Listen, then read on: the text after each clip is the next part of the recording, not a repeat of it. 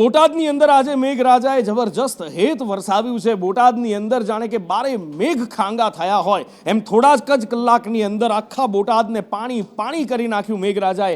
એ અદ્ભુત દ્રશ્યો જોવા મળ્યા, પણ એની સાથે સાથે લોકોને થોડી હાલાકી પણ ભોગવવી પડી। થોડી નહીં, આમ તો જો કે ઘણી હાલાકી, કારણ કે રેલવે અંડરબ્રિજની અંદર પાણી ભરાયા, રોડ રસ્તા પર પાણી ભરાયા, કેટલાક વિસ્તારોની અંદર તો ઘૂંટણસમા પાણી ભરાયા અને લોકો હેરાન પરેશાન થઈ ગયા। સહયોગી સંવાદદાતા વિજયસિંહ ચુડાસમા ફોન લાઈન પર જોડાયા છે। વિજય, ક્યાં કેટલો વરસાદ વરસ્યો અને તંત્રના પાપે ક્યાં કોને કેટલી હાલાકી ભોગવવી પડી?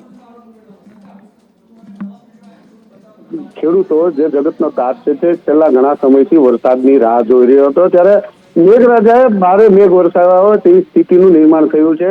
બોટાદ જિલ્લામાં સાર્વત્રિક હાલ છેલ્લા 12 કલાકથી વરસાદ વરસી રહ્યો છે। તેમાં સૌથી વધારે વરસાદ બોટાદમાં તો બીજા નંબરે બરવાળા તાલુકામાં વરસાદ જે છે તે નોંધાયો છે।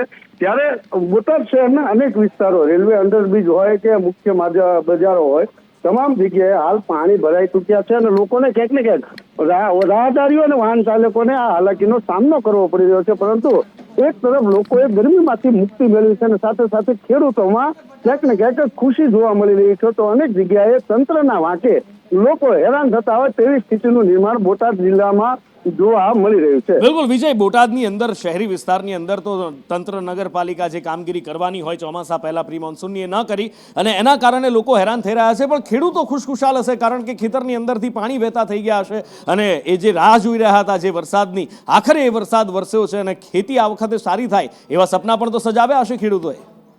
જી ચોક્કસથી, મોટા ભાગનું બોટાદ જિલ્લામાં કપાસના પાકનું વાવેતર છે, ત્યારે 90% જેટલી જમીનોમાં કપાસનું વાવેતર ખેડૂતોએ કરી ચૂક્યા હતા અને વરસાદ ખેંચાતા ખેડૂતોમાં જે ચિંતા ઉદ્ભવી હતી તે ચિંતામાંથી ખેડૂતો હાલ મુક્ત થયા છે અને કહી શકાય કે કુદરતને જે આજીજી કરતા હતા એમાંથી આજે મુક્તિ મળ્યો તેવા દ્રશ્યો આજે ચોક્કસ સર્જાણા અને ખેડૂતોને કહી શકાય આજે તેઓના ઘરે લાપસીના આંધણ મુકાશે તેવી સ્થિતિનું નિર્માણ થયું છે। બિલકુલ, લાહા લાડવા અને લાપસીના આંધણ આજે તો બોટાદ જિલ્લાની અંદર મુકાવાના છે, ગામે ગામ અને ઘરે ઘર, કારણ કે મેઘરાજા જેવા જોઈતા હતા એવા વરસ્યા છે। પણ હા, બીજી બાજુ જ્યાં તમે શહેરની અંદર આવો છો, બોટાદ શહેરની અંદર, ત્યાં આવી હાલાકી છે કારણ કે કામગીરી કરવી જોઈતી હતી એ કાગળ ઉપર કરી હોવાનું અહીંયા સ્થાનિકો કહી રહ્યા છે અને એના કારણે પારાવાર મુશ્કેલી।